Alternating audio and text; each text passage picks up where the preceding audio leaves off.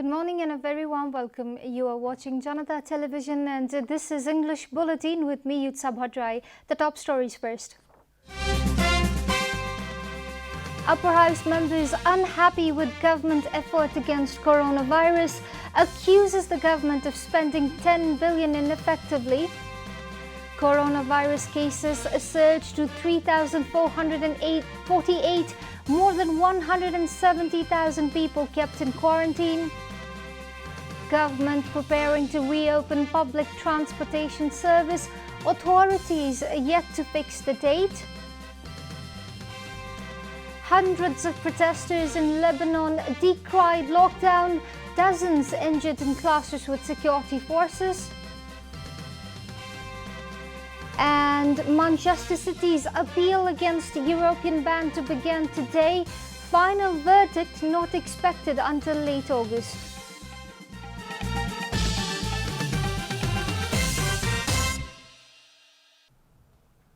And now the news in detail. The National Assembly members have labelled the government's effort in preventing coronavirus as ineffective. The members also expressed that the government couldn't do anything to help the working class people in easing the burden of the lockdown.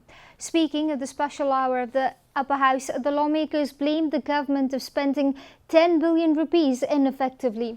MP Ramnarayan Bidari said lockdown has been very difficult for the working class people who work on daily wages, but the government hasn't really done anything in this regard. He further blamed the provincial government of setting its priority in buying vehicles instead of focusing on preventing the spread of the pandemic. जोताएर खाने वर्ग र जोतिएर खाने वर्ग दुवै अहिले पीडित छन्। दैनिक कमाई गरेर खर्च गर्ने एक थरी, महिना दिन कमाएर खर्च धान्ने एक थरी, संगठित संस्थाका श्रमिकहरू र असंगठित संस्थाका श्रमिकहरूको बीचमा ड्राइभर, खलासी, भरिया, किसान इत्यादिलाई लकडाउनले ठूलो भन्दा ठूलो असर पर्यो। सरकारको ध्यान त्यता अलि बढी जानु पर्यो, अहिले गएको पुगेन। MP Sharda Devi Bhatta also blamed the government of unfairly treating the people coming into the country via flights and those coming in through the open borders. She said that the people coming through the international flights were escorted by the police personnel, while those that came through the land were forced like animals into substandard quarantine facilities. PCR test बढाउनु पर्ने, quarantine को अवस्था भद्रगोल छ, सबै त्यतातिर ध्यान नदिएर सरकार चाहिँ कार्पेट फेर्नतिर करोडौं रुपैयाँ खर्च गरिरहेछ। मन्त्रीजीहरूको कोलेस्ट्रोल नबढोस्, सुगर लेभल नबढोस्, ब्लड प्रेसर नियन्त्रणमा रहोस् भनेर चाहिँ जिम खाना मन्त्री निवासमा खोल्नतिर लागि परेको छ। Another member, Mrigendra Kumar Singh, said the government is more interested in changing carpets at the presidential office and starting gym clubs for the ministers than increasing the range of the PCR test and improving the standard of the quarantine facilities. The members reminded that the government should also be a guardian of the suffering public and not just for the ministers. Health authorities have confirmed 213 new cases of coronavirus in the country. According to the Ministry of Health and Population, the total number of COVID-19 cases in the country has surged to 3,448 overnight. Spokesperson at the ministry, Dr. Vikas Devkota, informed during a regular press meet that most of the newly infected patients are male. Among the 213 new cases, 209 are male, while the others are female. Out of the total cases, 3,212 infected persons are male, while 236 are female, Dr. Devkota added. पछिल्लो update अनुसार नयाँ संक्रमितहरू 213 जना हुनुहुन्छ, जसमध्ये 209 जना पुरुष र 4 जना महिला हुनुहुन्छ। देशभरको हालसम्मको कुल संक्रमित संख्या 3,448 पुगेको छ, जसमध्ये पुरुषहरू 3,212 र महिलाहरू 236 जना हुनुहुन्छ। Meanwhile, the ministry informed that a total of 476 persons infected with coronavirus have been discharged after recovery. PCR विधिबाट गरिएका परीक्षणहरूको कुल सङ्ख्या 96,205 रहेको छ। त्यसै गरी आरडिटी विधिबाट गरिएका परीक्षणहरूको सङ्ख्या 1,45,049 रहेको छ। गत 24 घण्टामा PCR विधिबाट 3,728 र आरडिटी विधिबाट 7,614 वटा परीक्षणहरू सम्पन्न भएका छन्। The Health Ministry informed that more than 170,000 people are currently in quarantine across the country, while the number of people kept in isolation stands at 2,968. Meanwhile, the Department of Transport Management has prepared a new directive for operating public vehicles after the government decided to ease the lockdown measures. As per the new directive, the transport entrepreneurs and the passengers themselves will be held accountable for their health. Officials at the department say that they are compelled to resume operation of public vehicles as the government has decided to ease the lockdown. However, the department has not fixed the date to resume public transportation service. According to the new directive, public vehicles can carry only half the passengers than their full capacity. Meanwhile, the passengers must carry sanitizers themselves while entering the vehicles.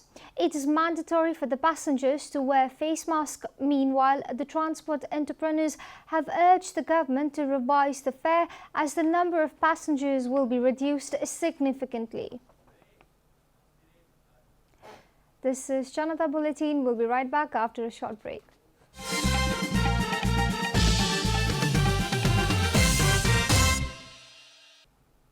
Welcome back after the break. We continue with other national news. The ruling Nepal Communist Party has called its secretariat meeting today. Influential leaders of the party will attend the meeting at the Prime Minister's official residence in Baluwatar at 4 p.m. today afternoon. The meeting has been called to discuss the Millennium Challenge Corporation grant of the United States. Prime Minister and NCP Chairman KP Sharma Oli is in favor of endorsing the MCC agreement from the Parliament without any delay.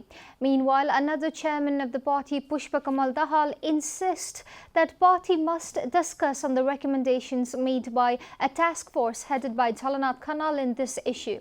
The party had earlier formed a task force headed by Janata Kanal to present a report on the MCC grant agreement.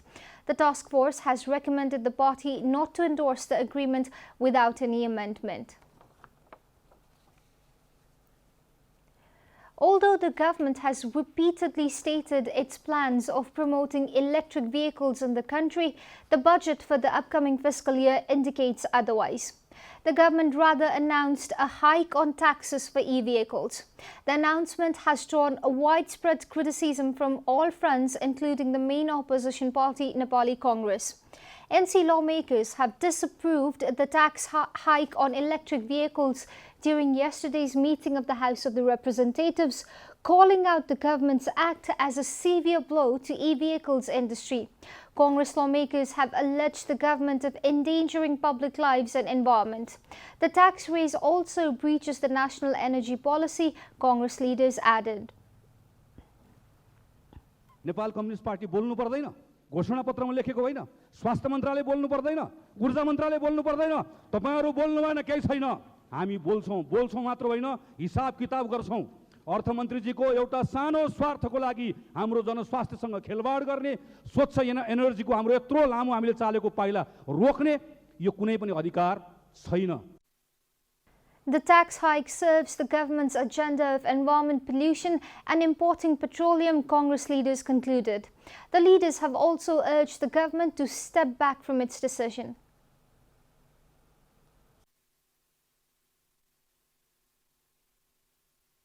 तीन वर्षभित्र काठमाडौँमा सबै चाहिने विद्युतीय vehicle चलाउने छौ भनेर भन्ने, अहिले ठ्याक्कै तेस्रो वर्षमा विद्युतीय भेहिकललाई निस्तेज गरेर काठमाडौँ उपत्यका हैन नेपालबाटै त्यसलाई चाहिँ बहिर्गमन गर्ने यो खालको जुन काम गरेको छ नेपाल सरकारले. The government has been under pressure to rectify its decision of increasing e-vehicle tax as it demotivates the use and sale of electric vehicles in the country. Speaker of the Law House, Agni Sapkota, has issued a ruling to the MPs that they must be wary of the parliamentary discipline during the speeches. The increase in blame games in the parliament during the recent times prompted House Speaker on Sunday to rule that all speeches made by all MPs must respect the parliamentary proceedings. When MP of Janata Samajwadi Party Chandra Chowdhury recalled the incident of 1st June about how expression in Hindi language was mocked in the parliament, House Speaker asked her to refrain from discussing the issue. Rule 21E of the parliament states that no one is allowed to verbally attack people based on their religion, language and gender. The rule also states that verbal expressions from one person must not have malified intentions of defaming anyone and in language appropriate of social conduct. And now the news from economic front.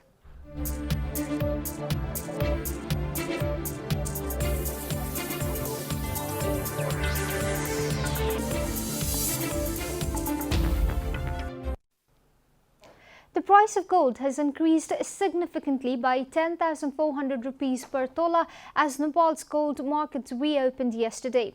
The gold and silver markets opened for the first time yesterday after remaining shut throughout the COVID-19 lockdown period.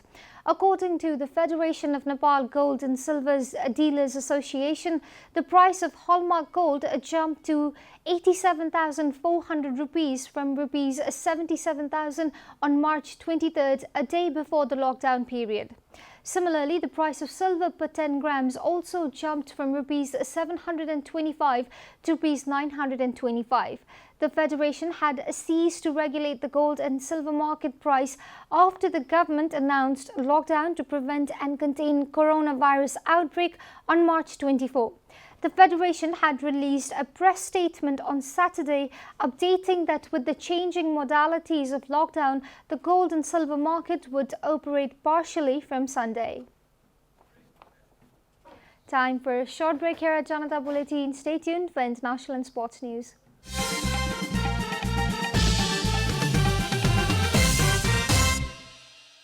Welcome back, and now the international news.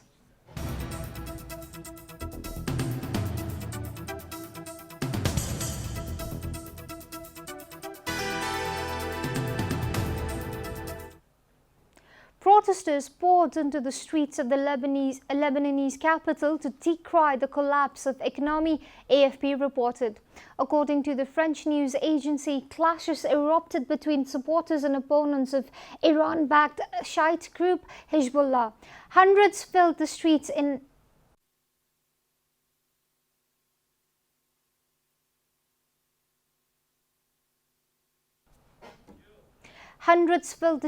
in and around the protest hub of Martyrs Square in center of Detroit. Skirmishes between protesters and security forces who fired tear gas were also reported. 48 were wounded in the violence, 11 of whom were hospitalized, the Lebanese Red Cross said.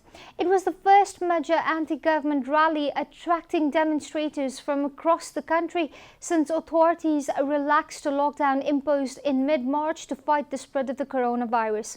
A 21-year-old student said that they came on the streets to demand their rights, called for medical care, education, jobs, and the basic rights that human beings need to stay alive.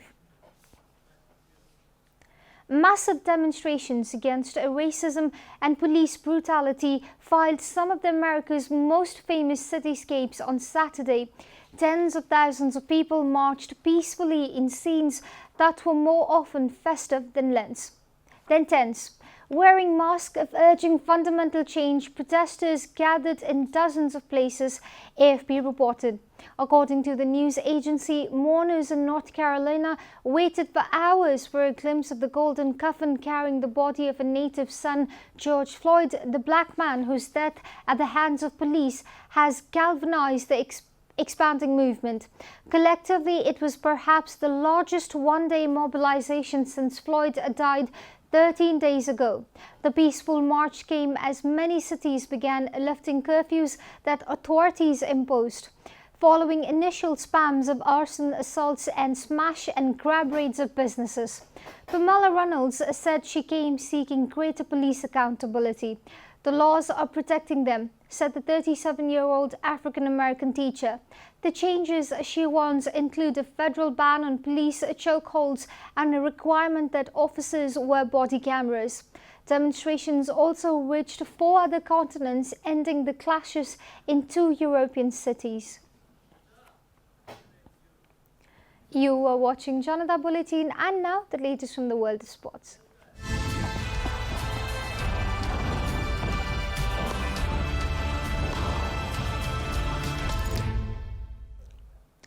Premier League holders Manchester City's appeal to the Court of Arbitration for Sports against a European ban is set to commence from today.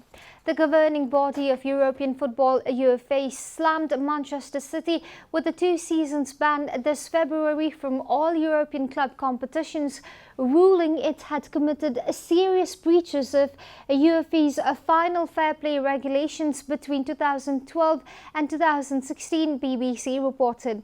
If the Court of Arbitration rules against the club's favour, City will miss out on the prestige of playing in the Champions League for the next 2 seasons and estimated revenue of €200 million. The arbitration will reportedly last for 3 days via a private video conference. Final decision is expected before the season's Champions League, due to restart in August. We are at the end of Janata Bulletin, and the headlines once again. Upper House members unhappy with government effort against coronavirus, accuses the government of spending $10 billion ineffectively. Coronavirus cases surged to 3,448, more than 170,000 people kept in quarantine.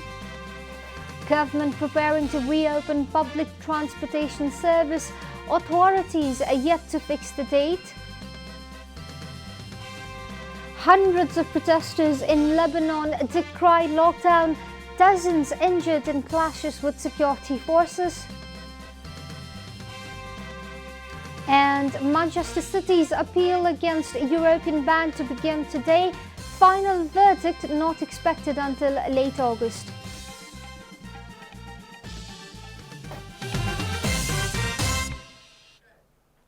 And that's all from the English News Desk for today. You can follow Janata Television and our programs on various social media platforms, including on our website JanataSamachar.com. We urge all our viewers to follow government directives of the lockdown and follow healthy hygienic practices to keep safe from any infection. Keep washing your hands. Keep watching Janata Television. Namaste.